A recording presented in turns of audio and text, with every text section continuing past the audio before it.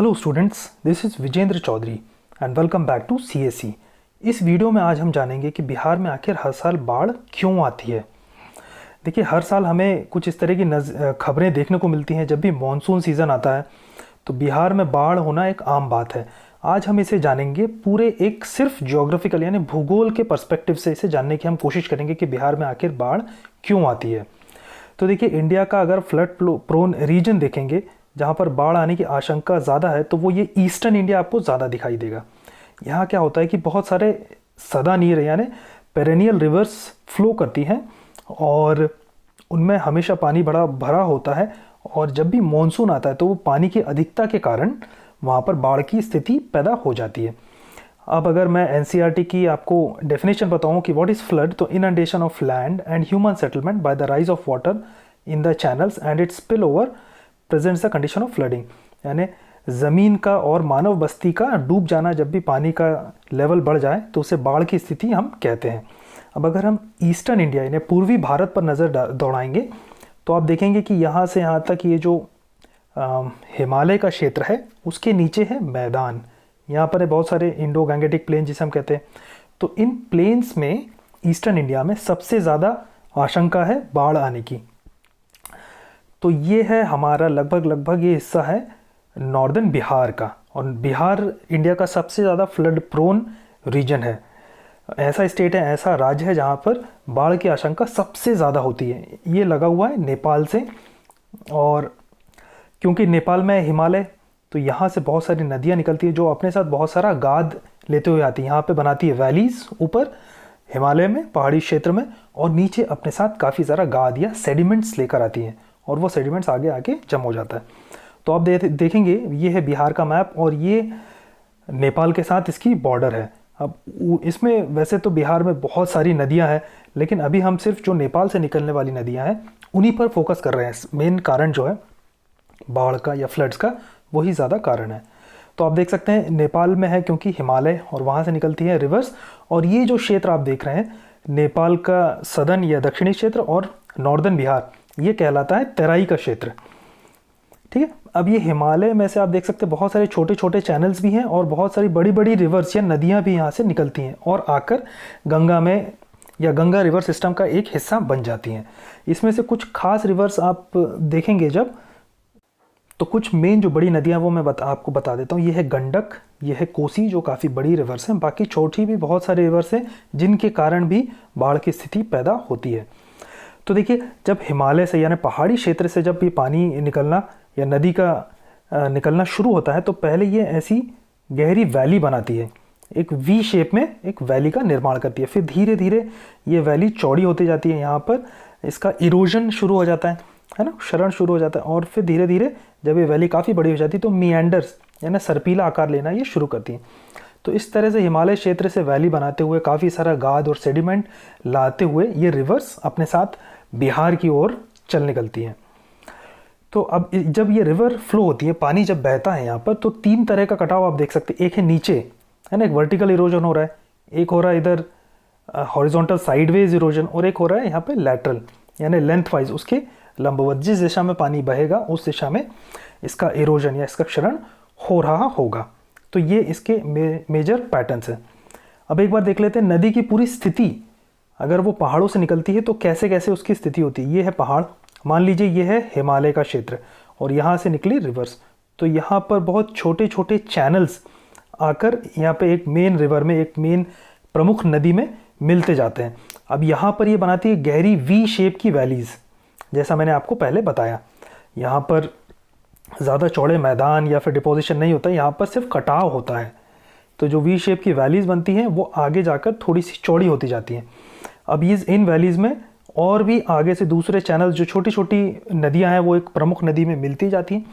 फिर यहाँ से कटाव की स्थिति थोड़ी सी कम होती है, तराई रीजन, और यहाँ पर फिर जमाव की स्थिति शुरू होती है ना। ये होते हैं हमारे फ्लड प्लेन्स, जहाँ पर अवसादी जो मिट्टी है, जैसे इंडो गैंगेटिक प्लेन में आप जानते हैं कि पूरा उत्तर प्रदेश से लेकर बिहार और बंगाल तक, बांग्लादेश तक काफ़ी बड़ा रीजन है जहाँ पर फ्लड प्लेन से गंगा और उसके रिवर सिस्टम के। तो यहाँ पर फिर ये मिएंडर्स यानी सर्पीला आकार लेना शुरू करती है, और ये है अंत में, जैसे आप इसे मान लीजिए अगर ये इंडो गंगेटिक प्लेन की मैं बात करूं तो ये है हमारा इंडो ब्रह्मपुत्र डेल्टा। तो यहाँ पर अंत में डेल्टा का निर्माण करती है, बिल्कुल अपने मुख पर। किससे मिलने से पहले? ओशियन में या महासागर में मिलने से पहले है, क्योंकि यहाँ पर बहुत सारा अवसाद या सेडिमेंट जमा हो जाता है और छोटे छोटे चैनल्स में बदल जाता है। तो आपको रिवर की पूरी लाइफ समझ में आ गई।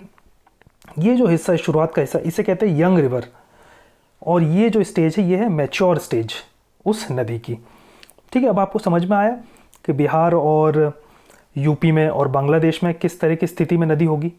तो चलिए बिहार का मैप आपको फिर से दिखाता हूँ। कितनी सारी मेजर रिवर्स जो हैं, जो प्रमुख नदियाँ हैं, नेपाल से निकलती हैं, हिमालय से निकलती हैं, हिमालय के बियॉन्ड से भी निकलती हैं और आकर गंगा रिवर सिस्टम में मिल जाती हैं। तो ये है पहली रिवर जो है गंडक, दूसरी है बूढ़ी गंडक, फिर बागमती जो कि ट्रिब्यूटरी है गंडक की, फिर कमला जो आके मिलती है कोसी में, और ये है कोसी जिसे हम बोलते हैं बिहार का दुख या सौरो ऑफ बिहार।